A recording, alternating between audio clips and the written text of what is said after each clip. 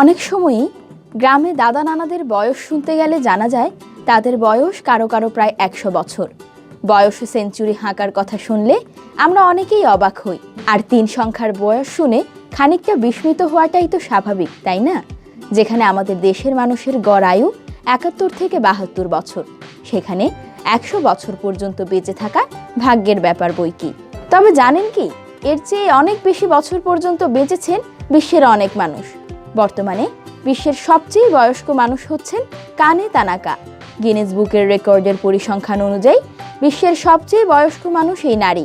তার বয়স ১১৯ বছর। কানে তানাকা ১৯০৩ সালে জন্মগ্রহণ করেন। ১৯ বছর বয়সে একজন চাল ব্যবসায়ীকে বিয়ে করেন তিনি। ১০৩ বছর পর্যন্ত তারা সংসার করেছেন একসঙ্গে। স্বামীর মৃত্যুর পর তানাকা একটি ওল্ড হোমে থাকছেন। মাঝে মাঝে ছেলে, মেয়ে, নাতি নাতনিরা দেখা করতে আসেন। তানাকা বহু ঐতিহাসিক ঘটনার সাক্ষী। এর মধ্যে রয়েছে ২টি বিশ্বযুদ্ধ এবং ১৯১৮ সালের স্প্যানিশ ফ্লু। তার জীবনে ৪৯টি গ্রীষ্মকালীন এবং শীতকালীন অলিম্পিক গেমস অনুষ্ঠিত হয়েছে। তানাকা তার অতীত নিয়ে খুব একটা ভাবেন না, প্রতি মুহূর্তে তিনি বেঁচে থাকাটা উপভোগ করেন। তানাকা ফুকুওকা প্রিফেকচারের একটি নার্সিং হোমে বসবাস করছেন।